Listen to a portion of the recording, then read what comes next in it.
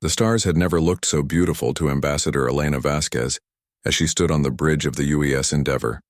After 300 years of dreaming, humanity was finally going to meet their galactic neighbors.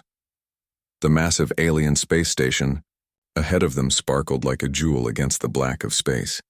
It was bigger than Earth's moon and housed representatives from nearly 1,000 different worlds. "We're really doing this," whispered Captain Torres, adjusting his dress uniform for the 100th time. The entire crew felt the weight of history pressing down on them. They carried the hopes and dreams of 12 billion humans back on Earth. Elena had spent her entire life preparing for this moment. She spoke 17 alien languages, had studied every piece of alien culture they had discovered, and had practiced their greeting ceremonies until she could perform them in her sleep. Humanity's first impression had to be perfect. The docking bay of the alien station was enormous. Ships from hundreds of different worlds sat in neat, organized rows. Some looked like crystals that had grown into the shape of spacecraft. Others resembled living creatures with smooth, organic curves. A few appeared to be made of pure light, held together by invisible forces. The human ship looked crude and primitive. By comparison, it was all metal and sharp angles built for function rather than beauty. Elena felt a moment of embarrassment but pushed it aside. They were here to prove that humans deserved a place among the stars. The airlock opened with a soft hiss. Elena stepped onto alien ground for the first time in human history. The gravity felt slightly lighter than Earth normal, and the air tasted of ozone and something sweet she couldn't identify. Waiting for them was a delegation of beings so diverse that Elena's trained mind struggled to take them all in. There were tall, graceful creatures that looked like they were carved from blue crystal. Short, furry beings with 6 arms and kind eyes. Floating jellyfish-like entities that pulsed with soft light. At the center of the group stood something that might have once been humanoid, but was now more machine than flesh, with glowing circuits visible beneath translucent skin. "Welcome," the machine being said, its voice coming from speakers built into its throat. "I am Coordinator Zex Prime of the Galactic Confederation. We have been waiting for humanity to develop sufficient technology for this meeting." Elena bowed, in the formal manner she had practiced. "On behalf of all humanity, I thank you for this opportunity. We come in peace, seeking friendship and knowledge."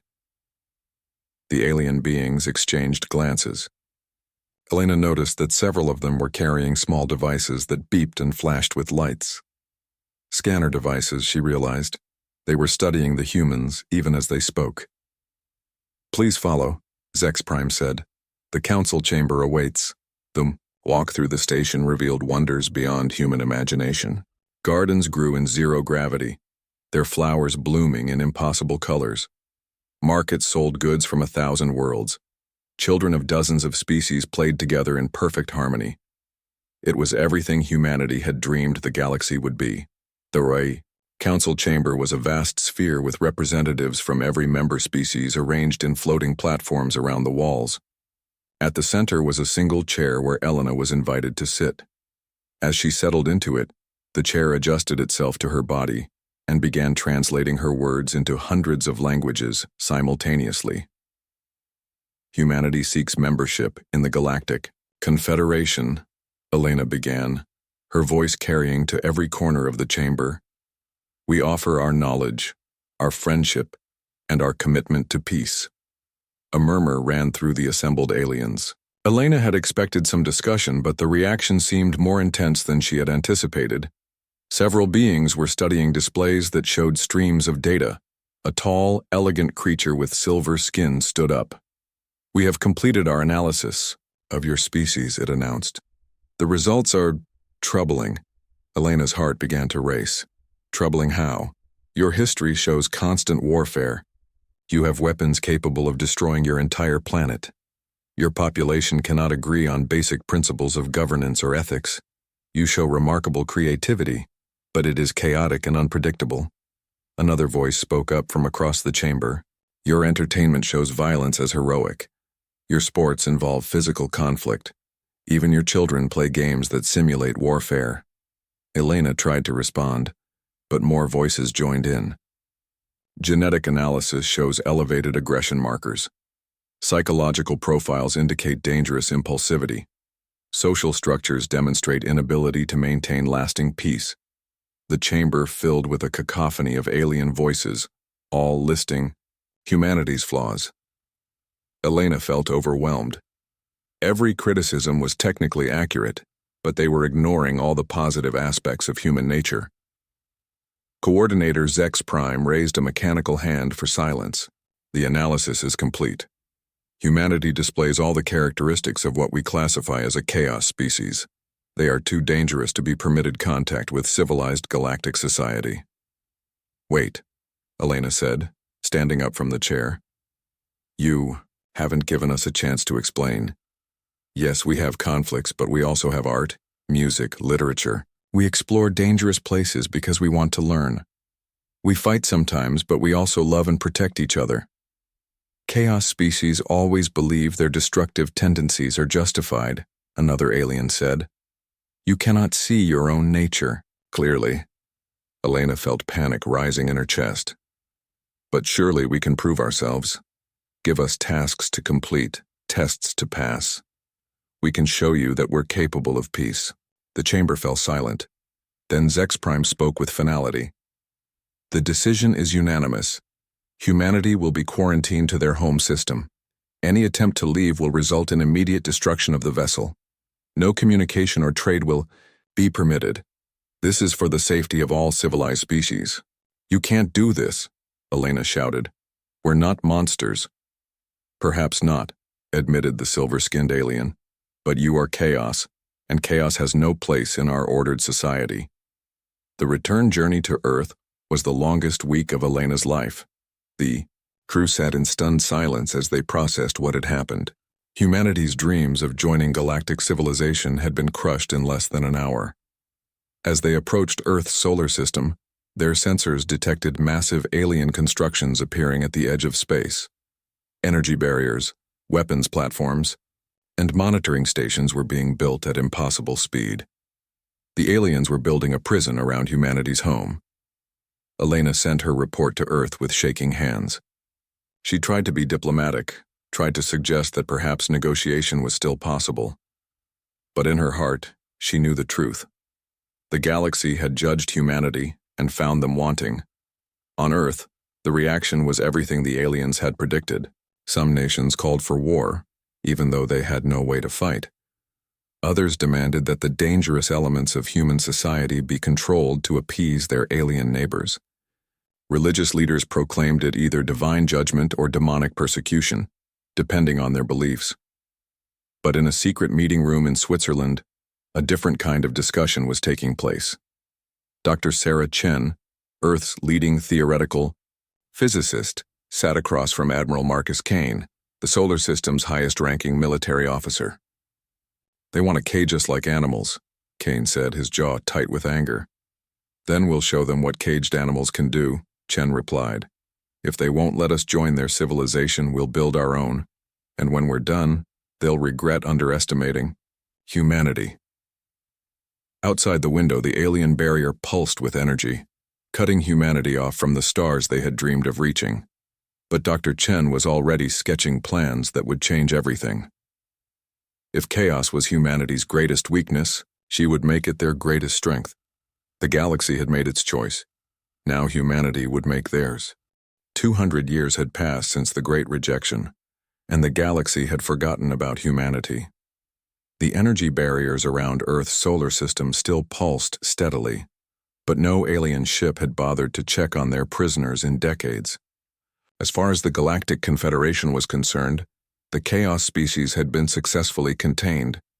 They could not have been more wrong. Commander Zara Okafor floated in the zero gravity of the command center, watching the holographic display that showed the true scope of humanity's achievement. 200 star systems glowed softly in the darkness, each one connected to the others by quantum tunnels invisible to alien sensors. What the galaxy saw as humanity's prison had become the heart of a secret empire. Status report, Zara said, into her comm unit. Forge World 7 has completed another batch of dreadnoughts, came the reply from Admiral Chen Okafor, her cousin. The new design incorporates Zephyrian adaptive armor and Kree energy cores. Our ships are now more advanced than anything in the Confederation fleet. Zara smiled. The irony was perfect.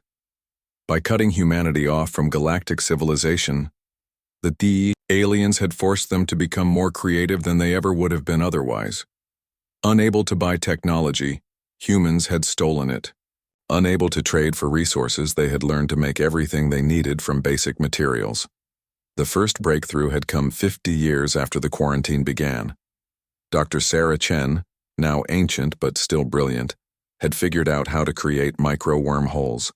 They were too small to send ships through, but perfect for sending spy drones and communication signals. Suddenly, humanity could watch and listen to everything happening in the galaxy. The second breakthrough had been learning how to hide entire star systems. By bending space-time around them, human engineers could make their colonies invisible to any long-range sensors. From the outside, these systems appeared to contain nothing but empty space and dead rocks. The third breakthrough had been the most important. Humans had learned to think like their enemies. Every alien species in the galaxy followed predictable patterns. They built cities in geometric shapes. They organized their fleets in standard formations. They followed ancient traditions and protocols that had worked for thousands of years. This made them stable and peaceful, but it also made them easy to understand. Humanity studied each species obsessively. They learned their weaknesses, their fears, their blind spots. Most importantly, they learned to stay hidden from all of them at once. Commander, called Lieutenant Torres from the sensor station. We're receiving a priority signal from Deep Listening Post Omega. Zara pushed herself over to the communication console. Deep Listening Post Omega was positioned just outside the galactic core, where it could monitor the most important alien civilizations. Any message marked priority usually meant major news. The hologram that appeared showed Captain Rodriguez, his face grim with concern. Commander, you need to see this. The Confederation is facing something they've never encountered before. They're calling it the Void Devourers, and they're scared. The display changed to show grainy footage captured from alien news broadcasts. Zara watched in fascination as the images revealed massive dark shapes moving through space. They weren't ships in any recognizable sense. They looked more like living shadows that consumed everything in their path. What are they? Zara asked. Unknown, Rodriguez replied. They appeared at the galaxy's edge 3 months ago. Every star system they encounter simply disappears. Not destroyed, not conquered, completely erased. There's nothing left behind but empty space. Zara felt a chill run down her spine. She had seen humanity face many challenges, but this was different. How is the Confederation responding? That's the interesting part. Their usual approach isn't working. The Void Devourers don't communicate, don't negotiate, and don't follow any known laws of physics. The aliens are holding emergency sessions, forming committees, and trying to find diplomatic solutions. Meanwhile, these things keep consuming star systems. The transmission showed alien fleet movements, massive formations of ships moving in perfect order toward the threat. It looked impressive until Zara realized what she was seeing. The aliens were fighting a completely unknown enemy using tactics that were thousands of years old. What's their casualty rate? She asked. Rodriguez's expression grew even more grim. 70% losses in every engagement. They're losing entire fleets, Commander. The Altarians lost their homeworld last week. The Zephyrians are evacuating their colonies. The Confederation Council is talking about retreating to the galactic core and hoping these things run out of steam. Zara turned to study the strategic display. The Void Devourers were moving in a rough spiral pattern, consuming everything in their path as they worked their way toward the more populated regions of the galaxy. At their current pace, they would reach the major alien homeworlds within 5 years. Have they asked for help from anyone? She wondered aloud. That's the most interesting part, Rodriguez said. 3 days ago, Ambassador Thekver of the Altarian Republic made a galaxy-wide broadcast. He said, and I quote, "We were wrong about the Chaos species. We need their madness now." Zara stared at the transmission screen. Ambassador Thekvar had been one of the loudest voices calling for humanity's quarantine 2 centuries ago. For him to admit error and ask for help meant the situation was truly desperate. Any official response from the Confederation Council? Nothing official. But our listening posts are picking up increased chatter about humanity. Some are suggesting they try to make contact. Others are arguing that releasing a chaos species during a crisis would only make things worse. Zara pushed herself back from the console and activated the ship-wide comm system. All senior staff to the briefing room immediately. Priority Alpha. Within minutes, the floating conference room was full of humanity's best minds. Scientists, engineers, military strategists, and intelligence analysts gathered around the holographic display as Zara outlined the situation. The question before us is simple, she concluded. Do we help them? The debate that followed was intense. Many argued that humanity owed the aliens nothing after 2 centuries of imprisonment. Others pointed out that if the Void Devourers consumed the entire galaxy, humanity would eventually be trapped in a universe of nothing but empty space. Dr. Kim, the head of xenobiology research, raised another concern. We've been studying the footage from alien encounters with these Void Devourers. They're not just consuming matter and energy. They're consuming the fundamental forces that hold space-time together. If they keep growing, they'll eventually unravel reality itself. Admiral Chen Okafor leaned forward. Then this isn't just about helping our former enemies. This is about survival. Zara nodded. She had reached the same conclusion. Begin preparations for full-scale military operations. We're going to save a galaxy that tried to destroy us. Are we revealing ourselves? Asked Colonel Park. Not yet, Zara replied. First, we're going to show the galaxy what chaos really looks like when it's properly directed. As the meeting broke up, Zara remained floating in the briefing room, staring at the strategic display. The Void Devourers were represented by expanding dark circles that consumed everything they touched. The alien fleets were neat, organized symbols moving in predictable patterns. Humanity would be different. Human forces would move like lightning, strike like thunder, and disappear like morning mist. They would fight a war the galaxy had never seen before. The aliens wanted to see human chaos in action. Zara smiled grimly. They were about to get their wish. 200 years of preparation were about to pay off.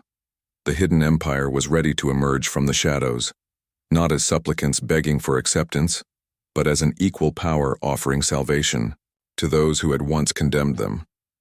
The galaxy was about to learn that sometimes the answer to an impossible problem was impossible thinking. The Battle of Kepler Station would be remembered as the day the galaxy's confidence died. Commander Zara Okafor watched the alien news broadcasts from her hidden command ship, studying every detail of the disaster with the cold attention of a professional soldier. The Galactic Confederation had assembled their greatest fleet in history. Ships from 847 different worlds had gathered at Kepler Station, a massive military depot near the galaxy's edge. The combined firepower represented the accumulated military might of civilizations that had thrived for millions of years. It had lasted less than 3 hours against the Void Devourers. The footage showed the alien fleet arranged in perfect formations, geometric patterns that had been refined over countless generations of warfare. Each ship knew its place. Each captain followed ancient protocols. It was beautiful in its precision and utterly useless against an enemy that didn't follow any known rules.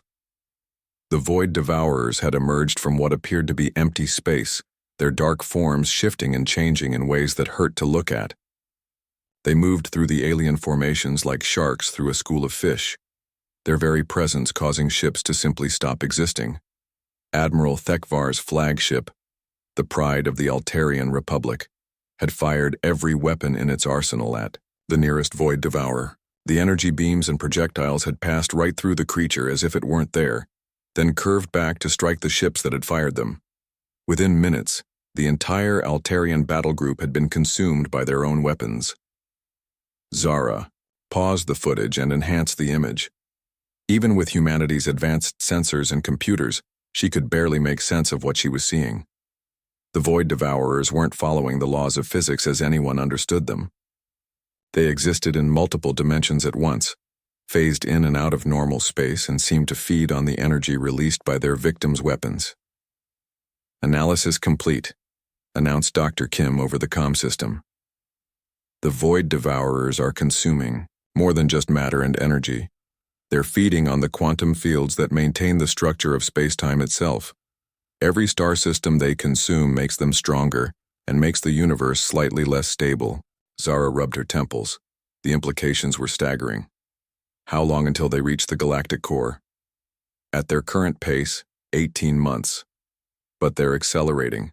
Each system they consume provides more energy for faster movement. They could reach the core worlds in as little as 8 months. The communication board lit up with incoming messages from humanity's spy network. Reports flooded in from across the galaxy as civilization after civilization fell to the advancing darkness. The Zephyrian Collective had lost 12 colonies in a single day. The Kree Empire was abandoning everything beyond their home system. Even the ancient Watchers, who claimed to have existed since the universe began, were fleeing to parts unknown. But the most significant message came from an unexpected source. Ambassador Thekvar himself was requesting direct communication with any human listening posts. Zara accepted the connection, knowing she was about to make a decision that would change everything. The alien's face appeared on her screen, looking older and more tired than in any previous recording. His silver skin had taken on a gray tinge, and his usually proud bearing was bent with desperation. "Unknown human listeners," Thekvar began, "I know you can hear this. Your spy networks are more advanced than we ever imagined. I am speaking not as an enemy, but as one intelligent being to another." He paused, and Zara could see the effort it took him to continue. "We were wrong. Everything we said about your species, every reason we gave for your quarantine was wrong. Not factually incorrect, but wrong in understanding. We called you chaotic and dangerous because we didn't understand that chaos and danger might be exactly what the universe needs." The transmission showed scenes from across the galaxy. Refugee fleets fleeing their homeworlds, ancient cities being abandoned, species that had existed for millions of years facing extinction in a matter of months. "We have tried everything our civilizations know how to try," Thekvar continued. "We have formed committees to study the problem. We have held councils to debate solutions. We have assembled fleets using our most proven tactics. All of it has failed because we are fighting an enemy that our ordered minds cannot comprehend." Another pause. When the ambassador spoke again, his voice was barely a whisper. "We need chaos, we need madness. We need minds that can think thoughts that we cannot think, that can see solutions we cannot see, that can do things we would never dare to do. We need humanity." The transmission included detailed intelligence about the void devourers. Everything the Confederation had learned through the sacrifice of hundreds of ships and billions of lives. Energy patterns, movement predictions, tactical analysis, everything they had. "This is not a request for alliance or partnership," Thekvar concluded. "This is a plea for survival. We offer no rewards because we have nothing left to offer. We make no promises because we may not survive to keep them. We simply ask that you help us because it is the right thing to do." The transmission ended, leaving Zara staring at a blank screen.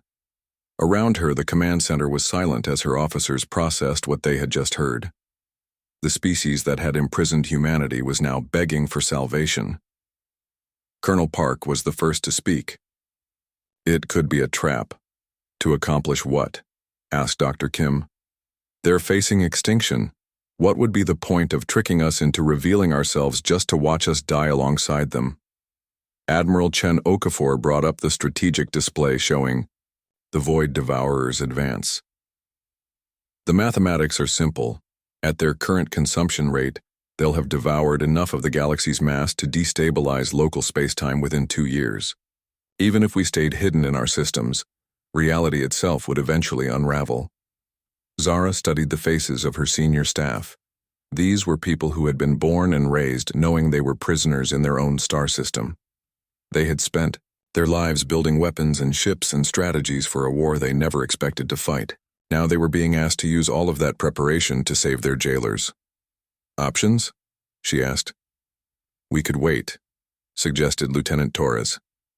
Let the aliens and the void devourers weaken each other, then emerge to clean up whatever's left. We could remain hidden, added Colonel Park. Use our stealth technology to avoid detection while the galaxy burns around us. Or, said Admiral Chen Okafor quietly, we could do what humans have always done when faced with an impossible situation. We could charge straight into it and improvise our way to victory. Zara smiled. There was really only one choice. Send a message to all human fleets, full mobilization, all systems, maximum readiness, and prepare a response for Ambassador Thekvar. What should we tell him? Asked Torres. Tell him that the Chaos species is coming, Zara replied. Tell him that we're going to save a galaxy that tried to destroy us, not because they deserve it, but because it's what humans do. And tell him that when this is over, things are going to be different. The command center burst into activity as officers began implementing orders that had been planned for decades, but never executed. Daningi, fleets across 200 star systems received activation codes. Weapons that had never been fired powered up for war, ships designed to fight impossible battles prepared to face an enemy that defied understanding. The galaxy was burning, but humanity was finally coming home. Outside the command ship's viewport, the stars seemed to pulse with new energy. Soon those stars would witness something unprecedented, a species that thrived on chaos facing creatures that embodied it. The Void Devourers had consumed every ordered civilization they had encountered. They were about to meet true madness for the first time. The first sign that everything had changed was the silence. For 2 centuries, the alien monitoring stations around Earth's solar system had detected nothing but routine energy signatures from humanity's quarantined home. Radio chatter, industrial activity, the normal signs of a developing civilization trapped within their own star system. Then, in a single moment, it all stopped. The monitoring station's automated systems triggered alerts across the galaxy. Something was wrong. The Chaos species had gone quiet. Admiral Thekvar stared at the readings from his command ship, trying to understand what he was seeing. His request for human aid had been sent 3 days ago. He had received no response, which he had expected. What he hadn't expected was for humanity to simply disappear from all sensors. Sir, called his communications officer, her voice tight with confusion. We're detecting massive energy fluctuations throughout the quarantine zone, but no source signatures. It's as if space itself is moving. Before Thekvar could respond, reality tore open. The space in front of his fleet simply split apart, revealing a tunnel of swirling energy that shouldn't have been possible to create. Through that tunnel came ships unlike anything in the galactic database. They were clearly human in origin, still that crude, functional design aesthetic that had marked their early vessels. But these ships moved in ways that violated basic physics. They shifted their configurations while traveling at faster than light speeds. Their hulls rippled and flowed like liquid metal. Weapon systems reconfigured themselves continuously, as if the ships were constantly evolving during combat. The lead vessel was the size of a small moon, bristling with technologies that seemed to have been borrowed from a dozen different species and improved beyond recognition. Across its hull, in letters large enough to be seen from light years away, was written a single word: chaos. A communication channel opened, and Thekvar found himself looking at a human female wearing an admiral's uniform he didn't recognize.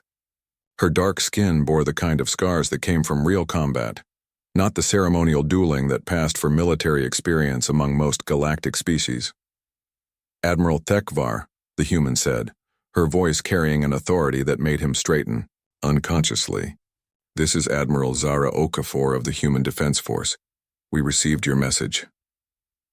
Admiral, Thekvar managed, still struggling to process what he was seeing. We had no idea humanity had developed such capabilities. Zara's expression was grim.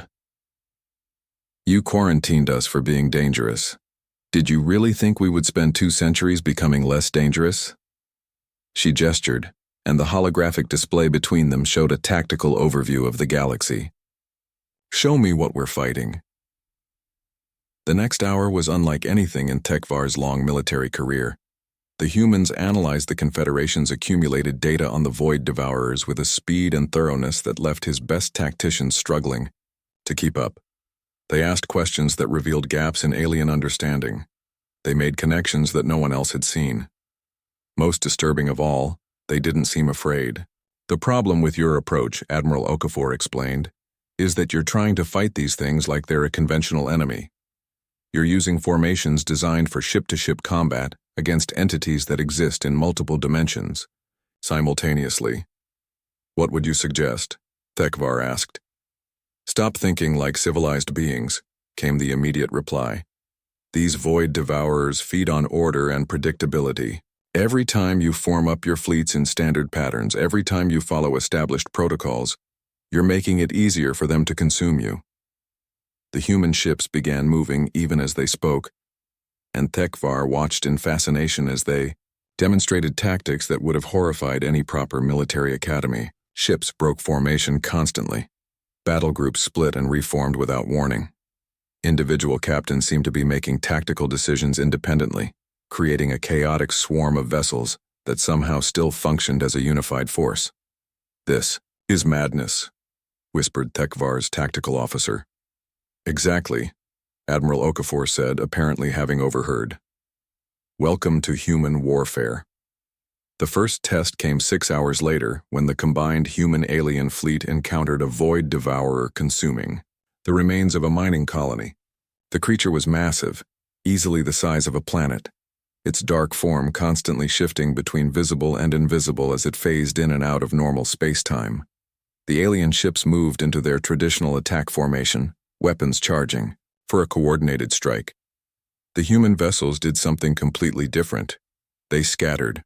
Individual human ships began attacking from seemingly random directions, using weapons that changed their properties mid-flight, energy beams that split into multiple targets, missiles that phased in and out of dimensions, projectiles that seemed to bend space around themselves to reach impossible targets. The Void Devourer, which had easily consumed every ordered attack it had faced, seemed confused by the chaotic assault. Its attempts to phase out of normal space were disrupted by weapons that existed in multiple dimensions simultaneously. Its energy absorption abilities were overwhelmed by constantly changing frequencies and types of attack. For the first time, since the invasion began, a Void Devourer was taking damage. "How is this possible?" Thekvar breathed, watching as sections of the creature's form began to destabilize. "Simple," Admiral Okafor replied. "These things feed on order and predictability. We're giving them the opposite. Every weapon, every tactic, every approach is different. They can't adapt to chaos because chaos never stops changing." The human ship nearest the Void Devourer suddenly accelerated directly toward the creature's center. Thekvar watched in horror, certain he was about to witness a suicide attack. Instead, the ship seemed to fold in on itself, disappearing into a micro-wormhole that materialized inside the Void Devourer's core. The explosion that followed was unlike anything the galaxy had ever seen. The Void Devourer didn't just die, it unraveled, its exotic matter dispersing back into normal space-time as the fundamental forces it had been consuming were suddenly released. "One down," Admiral Okafor said calmly. "Approximately 3,000 to go." Word of the victory spread across the galaxy faster than light itself.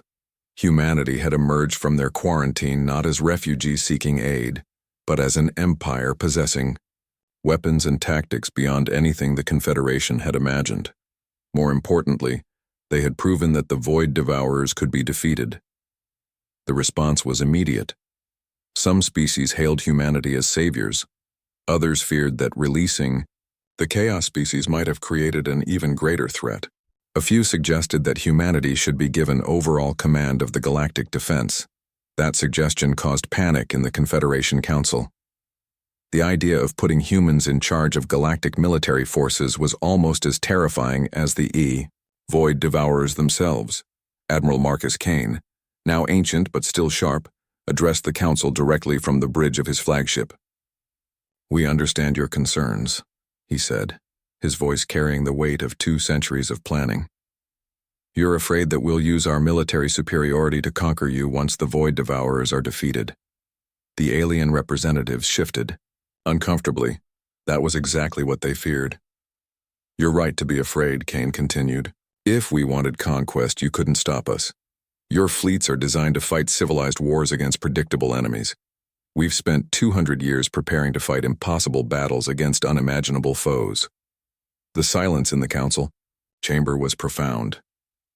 But here's the thing about chaos, Kane said, his expression softening slightly. True chaos doesn't seek to dominate.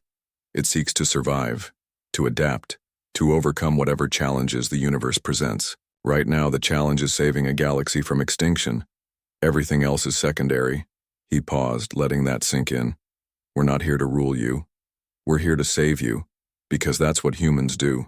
We protect those who can't protect themselves, even when they're our enemies. The real question is whether you're willing to let us help you save yourselves.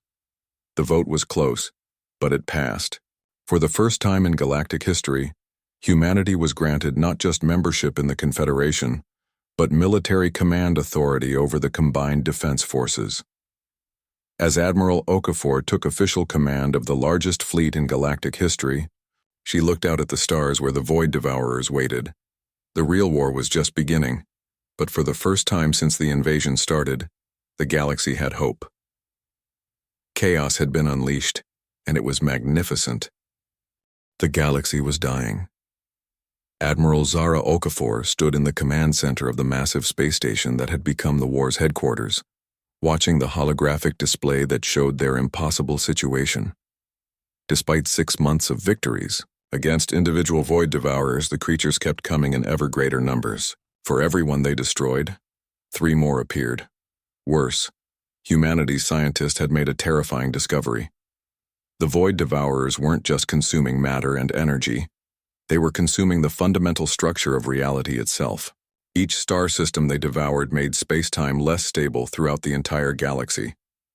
Dr. Kim materialized beside her, his hologram flickering with exhaustion. The latest calculations are in, he said grimly. Even if we stop them right now, the damage they've already caused will lead to a cascade failure. The galaxy has maybe 6 months before reality becomes too unstable to support life. Around the command center, representatives from hundreds of species worked alongside human officers, their ancient rivalries forgotten in the face of extinction. The sight would have been inspiring if the situation weren't so desperate. What about the other plan? Zara asked quietly. Dr. Kim's expression became even more grim. Project Genesis is theoretically possible, but the cost. He gestured to another display showing humanity's hidden empire. We would need to sacrifice every human colony, every hidden world, every ship and station we've built over the past 2 centuries.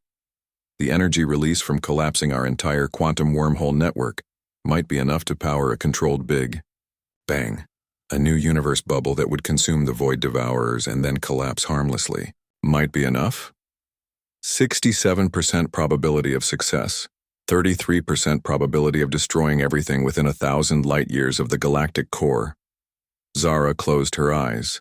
The plan would require humanity to give up everything they had built during their exile, reducing them back to a single world while potentially saving trillions of alien lives. It was the ultimate expression of human chaos, sacrificing everything for an uncertain chance at an impossible victory. Have you told the others? The alien representatives? No. They would never ask us to make such a sacrifice. They wouldn't, Zara agreed, but they don't understand how humans think. Sometimes the only way to win is to bet everything on a single throw of the dice. She activated the general communication system. All senior staff, all species representatives, all fleet commanders to the main briefing chamber immediately. Priority Alpha 1. The briefing chamber was the size of a small city, with holographic attendants from across the galaxy. When Zara outlined Project Genesis, the reaction was everything she had expected. Horror from some species, desperate hope from others, and complete incomprehension for most. Ambassador Thekvar was the first to speak. You cannot be serious. You're asking humanity to commit species suicide on the chance that it might save the rest of us. Not species suicide, Zara corrected. Species sacrifice. Earth and the Sol system would survive. Humanity would continue, just smaller. A Zephyrian representative's crystalline form shimmered with distress. This is unacceptable. We cannot ask one species to bear such a cost for the salvation of all others. You're not asking, said Admiral Kane, his ancient voice carrying across the chamber. We're offering. This is what humans do when faced with an impossible situation. We find an impossible solution and make it work through sheer, stubborn determination. The debate raged for hours. Alien logic and human madness clashed repeatedly. The mathematical representatives calculated odds and risk factors. The philosophical species debated the ethics of sacrifice. The warrior cultures argued about honor and duty. Finally, a voice cut through the chaos. It came from the most unexpected source, the Watcher delegation, the ancient beings who rarely spoke and never interfered. We have observed this galaxy for 12 million years. The Watcher's telepathic voice resonated in every mind present. We have seen civilizations rise and fall, species evolve and go extinct, stars born and die. In all that time, we have never witnessed anything like what humanity is offering to do. The chamber fell silent. You call yourselves a chaos species, but you are wrong. Chaos seeks only its own continuation. What you offer is something far rarer. Order through sacrifice, stability through destruction, life through the acceptance of death. This is not chaos. This is wisdom. The vote was unanimous. Even the species that had originally voted for humanity's quarantine now supported the desperate plan. But the hardest conversation was yet to come. Zara found herself on a secure channel with the governors and admirals of humanity's hidden colonies, 200 worlds filled with humans who had never seen Earth, who had been born among the stars and lived their entire lives building something magnificent in the darkness between galaxies. Governor Sarah Martinez of New Geneva was the first to respond after Zara outlined the plan. You're asking us to destroy everything we've built. Every home, every family, every dream we've made real over the past 2 centuries. I am, Zara admitted. I'm asking you to give up everything so that others might live. Others who imprisoned us. Others who called us monsters. Others who would have been perfectly happy to watch us die in isolation. Yes. The silence stretched across the quantum communication network. Then Admiral Chen Park of the Far Colonies spoke up. My grandmother was on the original Project Prometheus team. She used to tell me that the greatest revenge against those who call you a monster is to prove them wrong by being heroic. How many people are we talking about saving? Dr. Kim answered from his station. Current galactic population estimates suggest approximately 14 trillion sentient beings across 847 species. Another long silence. Governor Martinez spoke again, her voice thick with emotion. 14 trillion lives in exchange for our colonies. That's about 7 million people saved for every human who loses their home. The mathematics of heroism, whispered someone on the channel. All in favor? Zara asked, though she already knew the answer. Humans had been making impossible choices for their entire history. This was just the biggest one yet. The vote was unanimous. Project Genesis launched 72 hours later. Across 200 star systems, human colonies began the process of systematic evacuation and controlled collapse. Families said goodbye to homes they had built across generations. Engineers carefully dismantled wonders of technology that had taken centuries to create. At the center of it all, the quantum wormhole network that connected humanity's hidden empire began to destabilize in a precisely controlled cascade. The energy released was channeled through exotic matter conduits toward a single point in space near the galactic core. Zara watched from the command ship as space itself began to tear open. What emerged wasn't just an explosion, it was the birth of a new universe, complete with its own physical laws and quantum structures. The expanding bubble of new reality consumed void devourers by the thousands, unraveling their impossible forms and converting their exotic matter back into normal space-time. The process lasted 17 hours. When it was over, the void devourers were gone. Every single one had been consumed by the expanding universe bubble, which had then collapsed harmlessly as predicted, leaving behind nothing but clean space and stable physics. The galaxy was saved. The cost was everything humanity had built during their exile. 200 star systems reduced to empty space. Trillions of credits worth of infrastructure gone. The hidden empire that had been humanity's greatest achievement, sacrificed to save people who had once called them monsters. But as Admiral, Zara Okafor stood on the bridge of her ship, watching the first dawn in 6 months break over a galaxy no longer under threat of extinction. She felt something she hadn't experienced in years. Pride. The communication channels filled with messages from across the galaxy. Gratitude from species that had regained their homeworlds. Amazement from civilizations that had witnessed the impossible made real. Respect from cultures that had never understood humanity before this moment. The Galactic Confederation didn't just invite humanity to join as equals. They offered them positions of leadership, roles in shaping the future of galactic civilization. The Chaos species had become the Salvation species.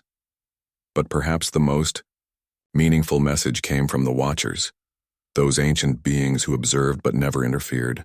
In 12 million years of observation, their telepathic voice reached every human mind simultaneously. We have seen many forms of greatness, technological achievement, military conquest, cultural advancement, philosophical wisdom, but we have never before witnessed a species achieve moral greatness through voluntary sacrifice for others. Humanity has transcended chaos and achieved something far greater, compassion in action. Admiral Zara Okafor, now bearing the title of Supreme Commander of Galactic Defense, stood before a mixed crew of beings from across the galaxy. Humans worked alongside aliens who had once feared them, former enemies united in the task of rebuilding what had been lost. Her final log entry as the crisis commander was simple. The universe isn't orderly or chaotic, it's alive, and life requires both madness and method to survive. We tried madness for 2 centuries and built an empire. Then we tried method and saved a galaxy. Perhaps true wisdom lies not in